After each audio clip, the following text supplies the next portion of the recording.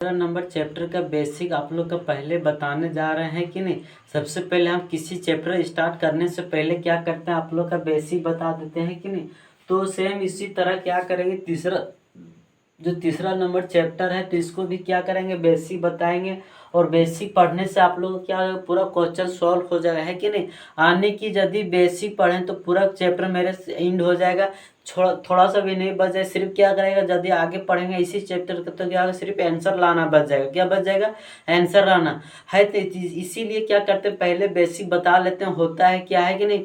इस समीकरण होता है कि नहीं, दो चर वाले रेखीय समीकरण होता है कि इसके बाद अच्छे से यदि जानकारी लेंगे इसका बेसिक आएगा, क्या क्या आता है क्या नहीं आता है कि नहीं।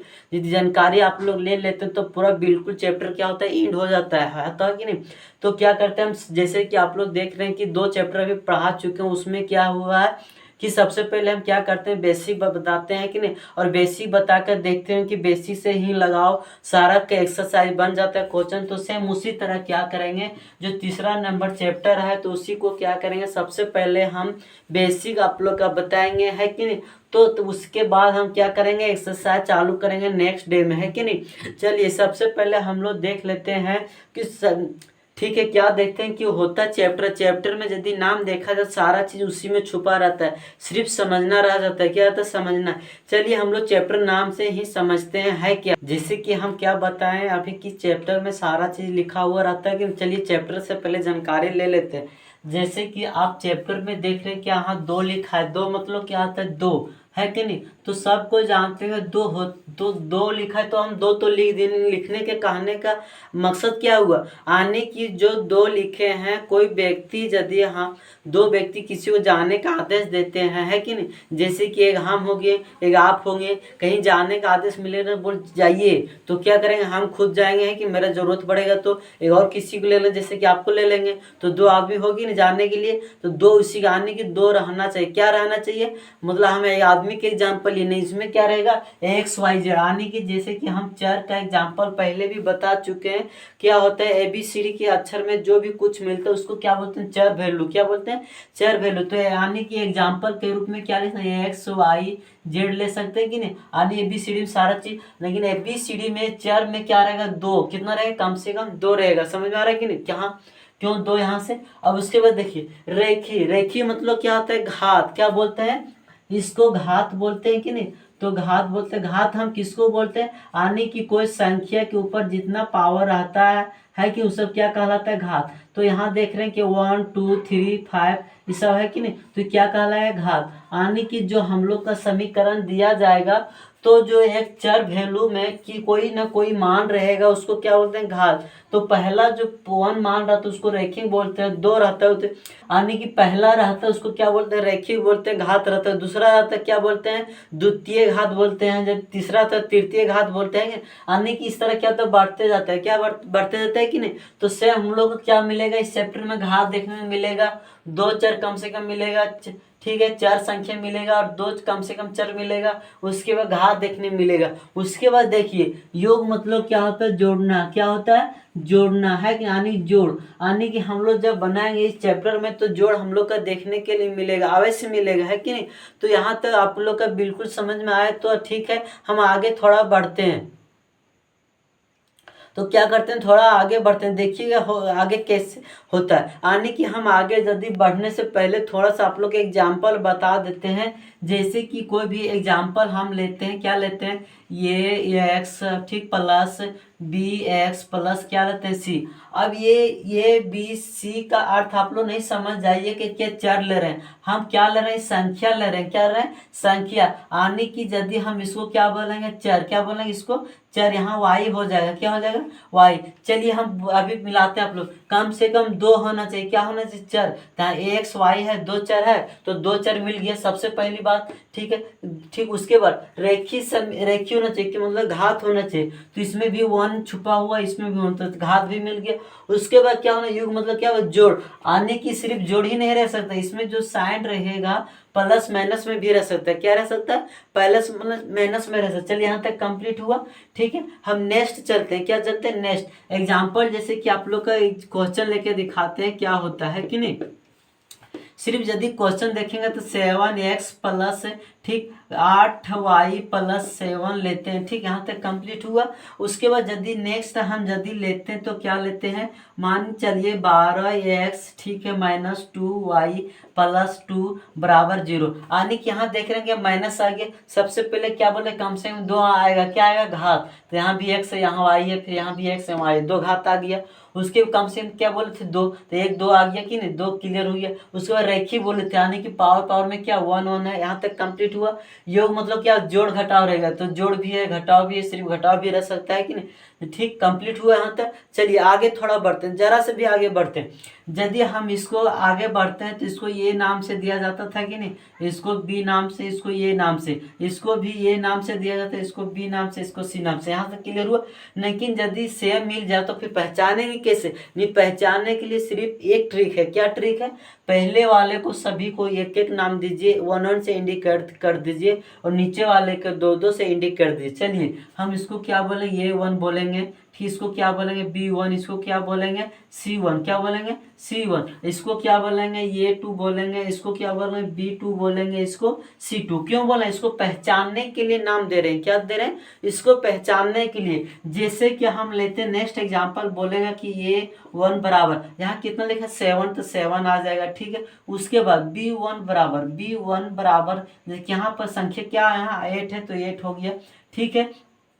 उसके बाद यहाँ देखिए कितना C1 बराबर कितना है, यहाँ 7 है, तो 7, ठीक है। चलिए हम यहाँ 12 मिटा देते हैं, आप लोग को थोड़ा सा बता देते हैं कि नहीं। चलिए यहाँ पर कितना, ये 2 है, तो ये 2 हो गया। यहाँ देख रहे हैं कोई संख्या नहीं, तो कितना सुपर है, तो 1, यानी कि ये 2 बराबर कितना आ जाएगा, 1। यहाँ तक क्लियर हुआ, ठीक है। नेक्स्ट एग्जाम्पल देखते हैं, क्या B2 बराबर यहाँ कितना -2 है कि नहीं, तो क्या आ जाएगा, -2। साइन को भी लेना आवश्यक है, क्या करना, साइन को भी लेना आवश्यक है। यहाँ क्या है, C2, क्या है, C2 बराबर कितना है, 2। इसको इस तरह पुट करते हैं कि यहाँ तक क्लियर हुआ। चलिए थोड़ा सा टॉपिक बच गया है, थोड़ा सा बता देते हैं।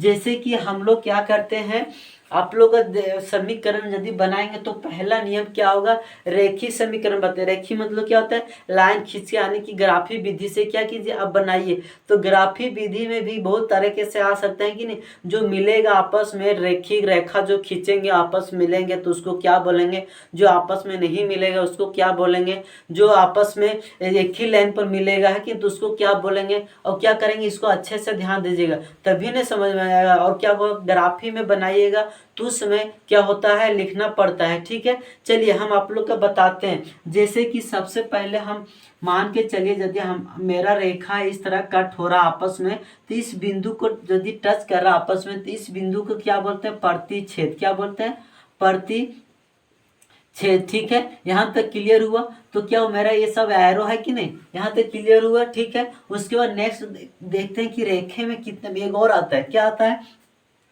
कि यदि इस लाइन है कि नहीं, यदि इस लाइन है, इसी लाइन पर यदि फिर से लाइन खींचेंगे, समीकरण क्या बताते हैं, कम से कम 2 होना चाहिए, है कि नहीं। तो 1 2 लाइन फिर से यदि इस पे लाइन गुजर जाएगा, यानी डबल लाइन, कितना लाइन, 2 लाइन, ठीक है। यहाँ लिख दें 2 लाइन, ठीक, लाइन गुजरने पर, ठीक है, समझ में, गुजरने पर इसको क्या बोलेंगे, ध्यान दीजिएगा, ठीक है। क्या बोलेंगे, ठीक, ध्यान दे, इसको क्या बोलेंगे, सन पादी, ठीक है। यहाँ तक क्लियर हुआ। एक और लाइन आता है, क्या आता है, आने की यदि कोई लाइन हम खींच रहे हैं, ऐसे जा रहा है कि नहीं, और फिर लाइन नीचे जाकर और क्या होगा, आपस में आगे जाकर यदि आपस में नहीं मिलेगा तो इसको क्या बोलेंगे, समांतर। आने की यदि यहाँ पर जो डिस्टेंस है, यहाँ पर जो डिस्टेंस है, आने की यहाँ आगे पीछे डिस्टेंस सेम रहने पर क्या कभी आपस में मिलेगा। यदि मान के चलिए 2 ट्रेन जाता है 2 पटरी पर, तो आपस में सीधा पटरी रहता है, आपस में जाकर मिलता है। जब पटरी चेंज होता है तभी नहीं मिलता, वो नहीं सोचिएगा, ठीक, वो पटरी चेंज होता है तो आपस में मिल जाता है, कभी कभी नहीं मिलेगा, आपस में टकराने जाएगा, है कि नहीं। तो आपस में यदि नहीं मिलेगा कोई लाइन और आगे बढ़ता जाएगा तो उसको क्या बोलेंगे, समांतर। क्योंकि यहाँ के लाइन यहाँ लाइन बराबर है कि, तो क्या बोलेंगे इसको, समांतर। क्या बोलेंगे, समांतर, ठीक है। यहाँ तक क्लियर हुआ। जैसे कि 3 लाइन आप लोग का बता दें, थोड़ा सा ध्यान दीजिएगा, बहुत अच्छा इंपॉर्टेंट है, आप लोग ग्राफी विधि से बनाइए उसके लिए, है कि नहीं।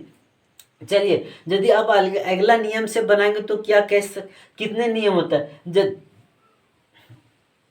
यदि समीकरण को हम लोग देखते हैं तो कितने विधि से बनाते हैं, 3 विधि से। कौन कौन होता है, पहला होता है क्या, ठीक, ध्यान दीजिए जो पहला होता है सबसे बड़ी इजी तरीके क्या होता है, विलोपन विधि। क्या होता है, विलोपन विधि। ठीक है,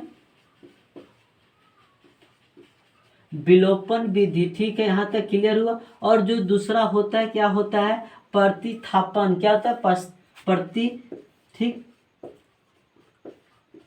क्या होता है, प्रतिस्थापन विधि। ठीक है, यहाँ तक किसी को दिक्कत। और जो तीसरा होता है वर्ज गुणनखंड। क्या होता है, वर्ज, ठीक,